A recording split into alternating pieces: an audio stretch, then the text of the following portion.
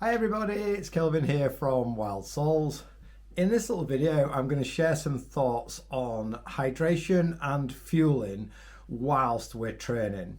It's one of those subjects where a lot of people know that they maybe should be doing it, but for some reason they keep getting it wrong, or they don't really know where to start. So in this video, I'm going to chat about the sort of fundamentals to help people find a starting point. It's also worth bearing in mind if we're doing tougher workouts or longer runs, what we have before that and what we have after the run is also important, but I'm not going to cover that in this video.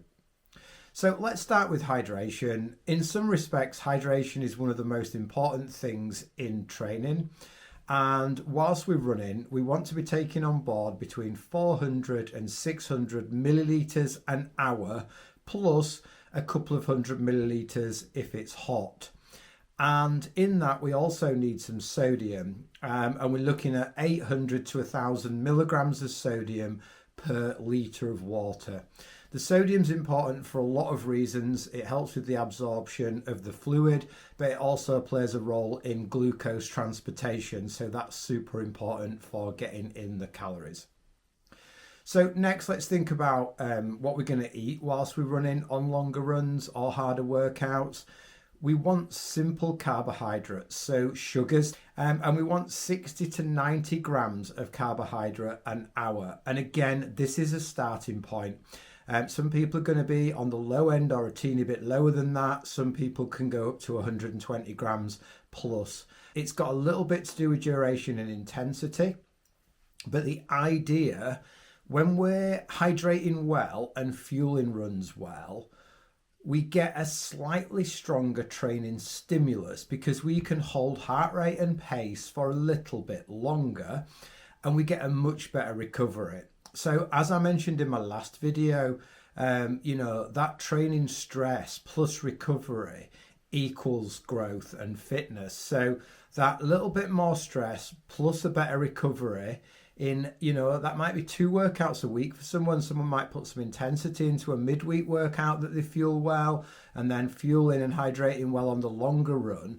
And every time we do that, we get a slightly stronger stimulus and a much better recovery. So further down that line, that will manifest itself as a little bit more fitness.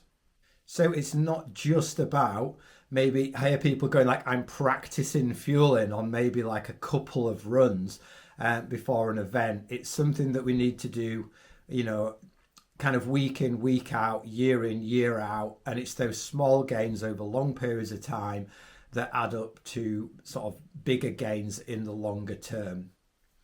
And a little bit about kind of the what in terms of what we take on board. It's worth bearing in mind that unless we're getting into the sort of realms of like multi-day, maybe going into the second day and second night on longer ultras, we're only metabolizing endogenous sources of fat and protein.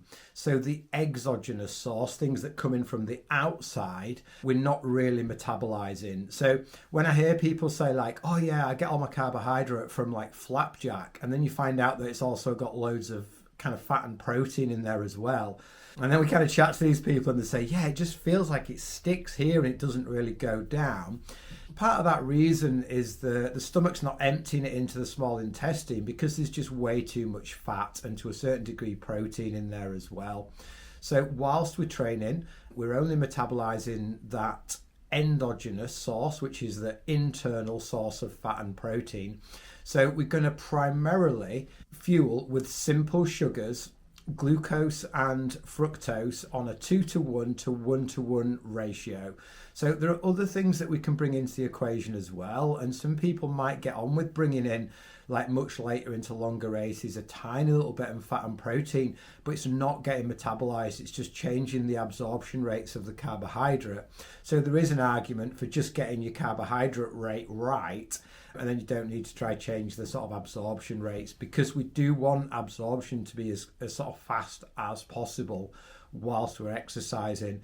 And what we're actually doing is we're defending muscle glycogen. So the sugar that's in our muscles that we use, that we've got about a couple of hours worth, maybe a little bit longer at lower intensities, but we're stopping the body using that. So we're taking on board that external source of sugar.